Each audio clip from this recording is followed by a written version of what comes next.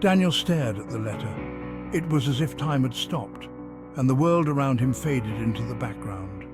The letter seemed to hold a weight far greater than its physical form. It was small and unassuming, just another piece of mail in the daily pile. Yet there was something about it that made it stand out, something that demanded his attention. Almost lost amongst the bills and junk mail. The clutter of everyday life had nearly swallowed it whole, but fate had other plans. Yet the single word scrawled across the front, library, was enough to send a shiver down his spine. It was a word that carried with it a flood of memories and emotions, sent a shiver down his spine.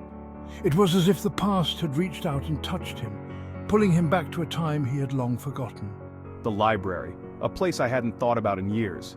It was more than just a building. It was a sanctuary, a place where dreams were born and nurtured, a place I hadn't thought about in years. The memories came flooding back, each one more vivid than the last. It was a place filled with forgotten memories, a treasure trove of stories waiting to be rediscovered. A place filled with forgotten memories. The dusty bookshelves, the scent of old paper, the quiet whispers of pages turning. It was all coming back to him now. He hadn't been an avid reader for a long time. The demands of life had taken over, leaving little room for the simple pleasures he once enjoyed. Life had gotten in the way. Work, responsibilities, the daily grind. It all chipped away at the time he used to spend lost in worlds spun from ink and paper. The magic of reading had been replaced by the monotony of routine. Work, responsibilities, the daily grind. It all chipped away at the time he used to spend lost in worlds spun from ink and paper. The books that once brought him joy now sat neglected, gathering dust. But the library, it held a different kind of magic for him, a magic tied to his childhood, to his mother. It was a place where he had felt safe, where he had felt loved. A magic tied to his childhood, to his mother. The memories of her reading to him, her voice bringing stories to life, were some of the happiest moments of his life. The letter offered no explanation, just an address and a date. It was a mystery, one that he felt compelled to solve. Just an address and a date. The handwriting was familiar, yet he couldn't quite place it. It was as if the letter was a puzzle, and he was missing a crucial piece.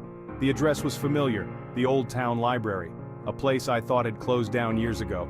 It was a relic of the past, a place that had once been a cornerstone of the community, a place I thought had closed down years ago. The thought of it being open again filled him with a mix of excitement and apprehension. He traced the faded ink of the address with his finger, a knot of curiosity tightening in his chest. What could this mean? Why now? A knot of curiosity tightening in his chest. The questions swirled in his mind, each one more pressing than the last. He knew he had to find out. Despite his better judgment, Daniel felt a pull towards the mysterious summons. He had to go. The need to uncover the truth was too strong to ignore. He had to see what waited for him amidst the dusty shelves and forgotten stories. The library was calling him back, and he was ready to answer. The library stood at the end of a deserted street, cloaked in shadows and silence. The once bright paint was peeling, the windows dusty and cobwebbed. It seems smaller than I remember, or perhaps I've simply grown older. He stood before it, the letter crumpled in his hand, a wave of nostalgia washing over him. He pushed open the heavy oak door, the hinges groaning in protest, and stepped inside. The air was thick with the smell of dust and decay, the silence broken only by the soft flutter of unseen wings. I remember the warmth of the reading lamps, the hushed whispers of turning pages, the comforting scent of old books. Now, only an eerie stillness greeted him, amplifying the echo of his own footsteps as he ventured deeper into the library's heart. He ran his fingers along a shelf, leaving a trail in the thick dust. It felt like a lifetime ago that he had last been here, a young boy trailing behind his mother, his small hand enveloped in hers. The library was a labyrinth of towering bookshelves, each one packed with forgotten tales. The air was thick with the scent of aged paper and the quiet hum of history. It was a place where time seemed to stand still, where the past and present intertwined in a delicate dance. Daniel wandered through the aisles, his fingers trailing along the spines, the titles blurring into a sea of faded gold lettering. Each book held a story, a fragment of someone's life waiting to be rediscovered. The weight of countless memories pressed down on him, a reminder of the passage of time. I can almost hear the whispers of the past, the echoes of countless stories waiting to be rediscovered. It's as if the library itself is alive, breathing with the memories of those who have come before. He paused by a shelf of children's books. Their brightly colored covers a stark contrast to the surrounding gloom. These books, with their whimsical illustrations and simple stories, seemed to hold a different kind of magic, one that spoke of innocence and wonder. A worn copy of The Secret Garden caught his eye. The cover was frayed, the pages yellowed with age, but it still held a certain charm, a promise of adventure and discovery. He pulled it from the shelf, a cloud of dust swirling around it. The book felt heavy in his hands, a tangible connection to his past. This was my mother's favorite book, the one she used to read to me every night. I can still hear her voice, soft and soothing, as she brought the story to life. As he leafed through the brittle pages, a small, pressed forget-me-not flower fell from the book, landing softly on the dusty floor. It was a delicate reminder of a time long past, a symbol of love and memory. His heart ached with a familiar pang of loss.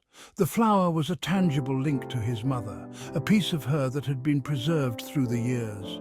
He picked up the delicate flower, its color still vibrant despite the passage of time.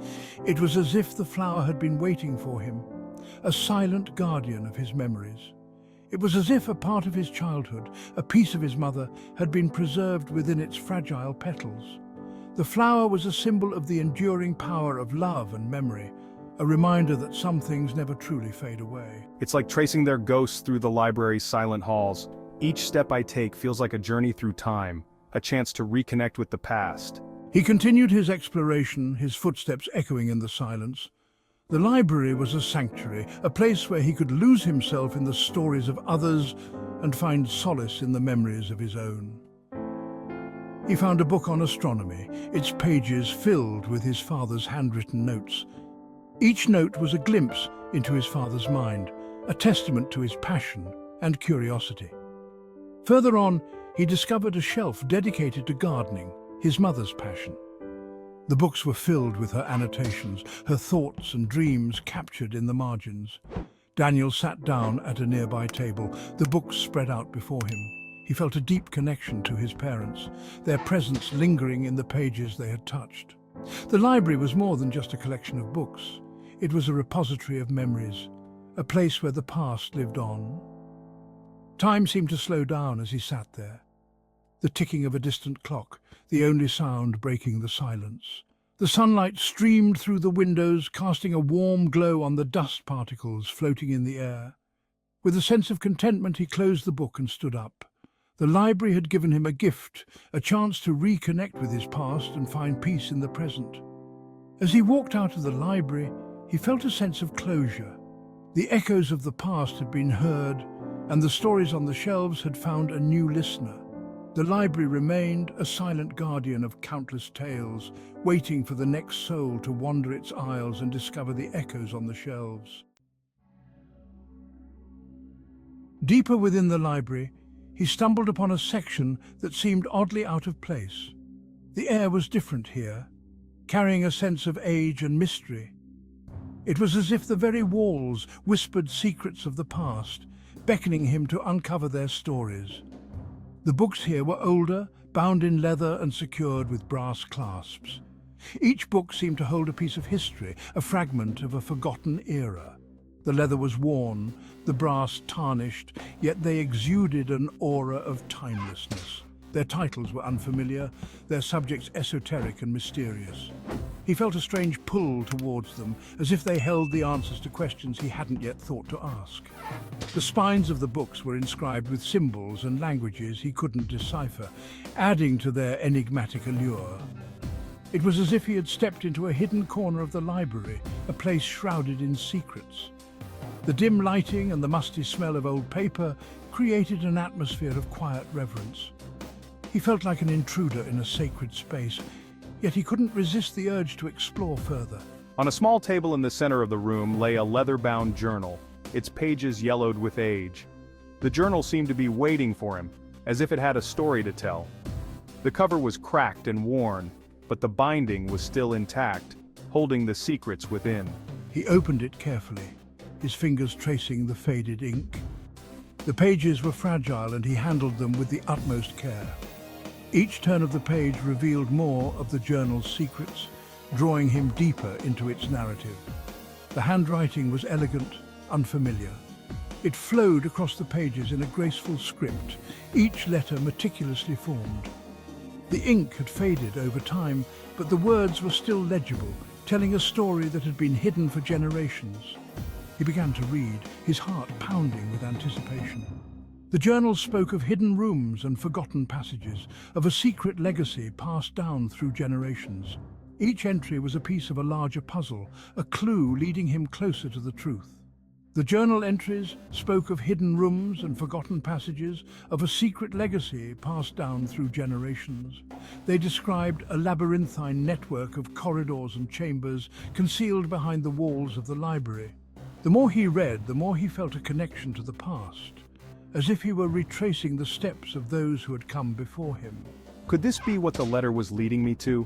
The letter he had found earlier had hinted at a hidden treasure, a secret waiting to be uncovered. He had dismissed it as a fanciful tale, but now he wasn't so sure. The journal seemed to corroborate the letter's claims, adding weight to its words. Was there truly a hidden part of the library, a place untouched by time? The idea seemed far-fetched, yet the evidence was compelling. The journal and the letter both pointed to the existence of a secret room, a place where the past had been preserved in its purest form. Driven by a thirst for answers, Daniel began searching for any sign of the hidden room. He scoured the library, examining every nook and cranny. His determination grew with each passing moment, fueled by the tantalizing possibility of discovering something extraordinary. He ran his hands along the walls, searching for a loose brick or a hidden lever.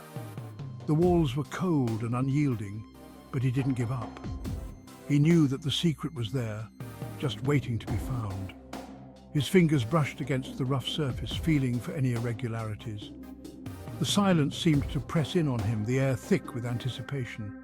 Every creak of the floorboards, every rustle of paper seemed amplified in the stillness. He felt a sense of urgency, as if time were running out. The library held its breath, waiting for him to uncover its secrets.